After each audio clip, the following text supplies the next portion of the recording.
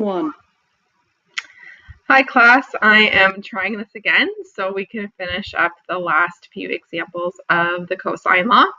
So I am just on example 3 and 4 of your cosine law note.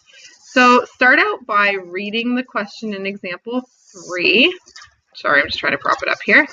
And I have drawn a diagram already for you guys. So here we go. So it's a triangular lot and it's sitting at the corner of two streets that intersect at 58 degrees. One street side is 30 meters and the other is 38. How long is the back of the lot? So notice that again, we cannot use the sine law because we don't have a known ratio. We don't know this side or this angle or this angle. So we have to use the cosine law. So we set up our cosine law. So our unknown is x squared.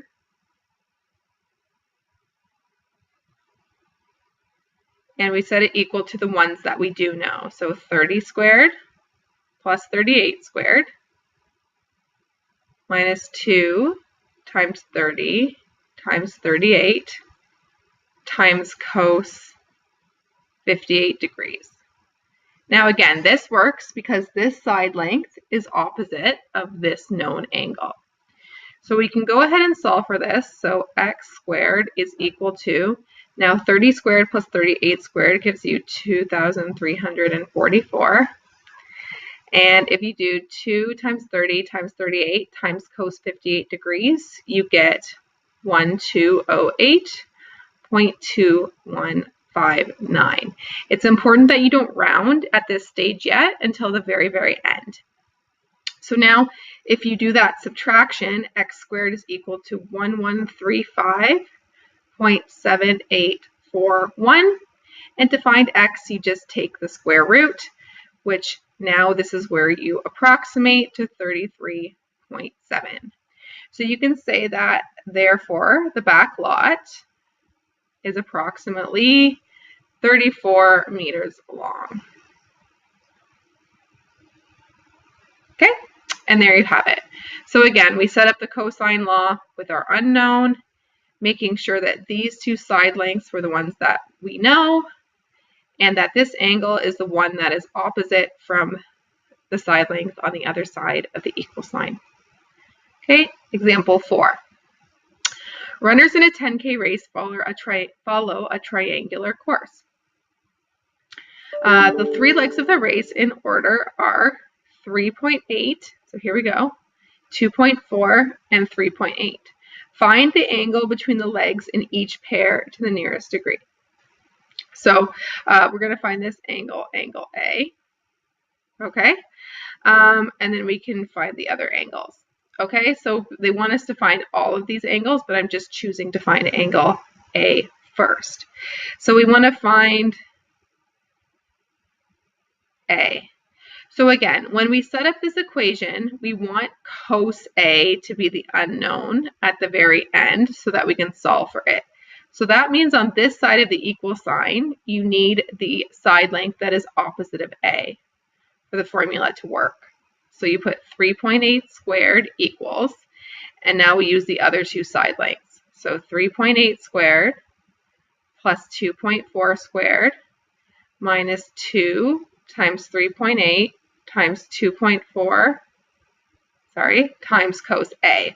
So now it's our job to isolate A. So we want to get all the numbers to the other side so that we have cos A by itself. So when we do this, you can get out, actually, I can show you a graphing calculator so that you are fully understanding how I am finding this.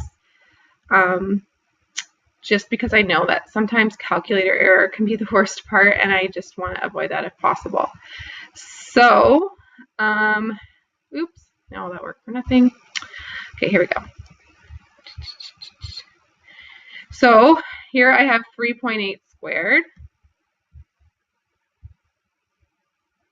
to the power 2. Okay, and I want to subtract 3.8 and 2.4 both squared because I want to get them to the other side. So I'm going to say subtract, and I'm going to put brackets around it, 3.8 squared minus 2.4 squared. Okay, so that's 5.76. So now I'm going to write here 5.76 equals. So I've dealt with this. I put this to the other side and this to the other side. And now I'm going to do this separately. Okay, so now I'm going to do 2 times 3.8 times 2.4. So that's minus 18.24 because the negative out here. So minus 18.24 cos A. So now I'm trying to get cos A by itself. So I have to divide both sides by negative 18.24.